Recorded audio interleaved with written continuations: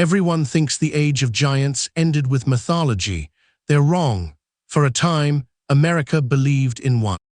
In the autumn of 1869, near Cardiff, New York, workers digging a well on the farm of William C. Newell unearthed something extraordinary. A colossal, petrified man, almost 10 feet tall, seemingly fossilized in ancient rock. The discovery instantly captivated a nation still grappling with Darwin's theories and the origins of life. This wasn't merely a curiosity, it was a phenomenon. Dubbed the Cardiff Giant, it became an overnight sensation, drawing thousands to Newell's farm.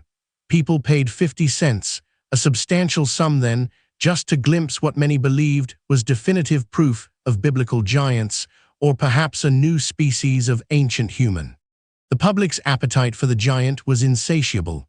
Newspapers across the country ran breathless accounts, debating its origins. Was it truly a prehistoric fossil, or a biblical golem? The scientific community, though skeptical, found itself under immense pressure from a fascinated populace demanding answers. But the story of the Cardiff Giant isn't one of archaeological triumph. It's a meticulously planned deception, a grand theatrical stunt designed to exploit the public's credulity and religious fervor. A hoax so audacious, it briefly fooled some of the most intelligent minds of its era. The mastermind behind this elaborate scheme was George Hull, a tobacco farmer and atheist from Binghamton, New York. Hull harbored a deep disdain for religious fundamentalists who insisted on a literal interpretation of the Bible, particularly the passage in Genesis about giants walking the earth. Hull's motive wasn't merely profit, though that would come. It was a desire to expose what he saw as intellectual laziness and uncritical belief. He wanted to prove how easily people could be swayed by sensationalism, especially when it aligned with their pre-existing convictions. The idea for the giant struck Hull during a heated argument with a Methodist revivalist about the literal existence of giants. He declared, quite brazenly, that he could carve a giant and bury it, and people would believe it was real. And so, the seed of deception was planted. Hull began his project in 1868. He procured a massive block of gypsum, a soft mineral, from a quarry in Fort Dodge, Iowa, weighing over 5 tons. He then shipped it secretly to a stone cutter in Chicago named Edward Burkhart, who worked under strict instructions. Burkhart spent months carving the colossal figure, meticulously adding details to make it appear ancient. Hull even applied various acids to simulate weathering and pores, and hammered needles into the surface to mimic skin texture.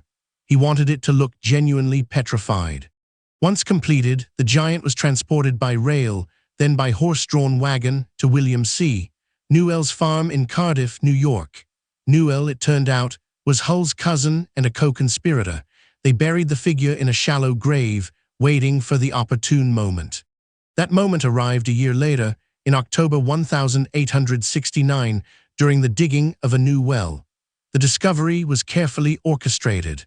Hull ensured local newspapers caught wind of the find almost immediately, igniting the national frenzy he had so carefully planned. The crowds grew so immense that Newell had to erect a tent over the giant to protect it. He charged admission, quickly recouping Hull's significant investment, which was estimated to be around $2,600, an enormous sum at the time, equivalent to perhaps $60,000 today. Even prominent figures weighed in. Ralph Waldo Emerson, the famed essayist, declared it undoubtedly a gigantic fake, but others, like the influential New York Sun, defended its authenticity, further fueling the debate and the giant's popularity. The greatest showman of the age, P.T. Barnum, even tried to buy the Cardiff Giant for $60,000. When Newell refused, Barnum simply created his own. He commissioned a plaster replica, dubbed the Fiji Mermaid, and exhibited it as the true giant, creating a rival sensation. The scientific community, however, was not easily swayed. Geologists noted the lack of fossil evidence in the surrounding soil. Paleontologists like Othniel C. Marsh of Yale University examined the giant and swiftly declared it a modern sculpture. He famously stated, It is not a fossil. It is not even a petrified man. It is a humbug. Under mounting pressure, George Hull finally confessed to the hoax in December 1869, just 2 months after its discovery. The revelation stunned the public, but did little to diminish the legend. People, it seemed, enjoyed being fooled, especially by such an elaborate prank. The Cardiff giant became a symbol of American credulity and the enduring power of a good story, even a fabricated one. It underscored how quickly belief can take hold when it taps into deeply held desires or convictions, whether for scientific proof or religious validation. Today, the original Cardiff giant resides in the Farmers Museum in Cooperstown, New York, a permanent testament to human ingenuity and gullibility. Its story remains a powerful reminder that not everything presented as an undeniable truth truly is.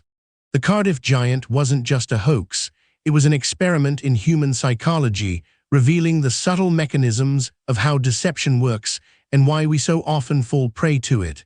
It shows us that the biggest scams aren't always about money, sometimes they're about belief itself.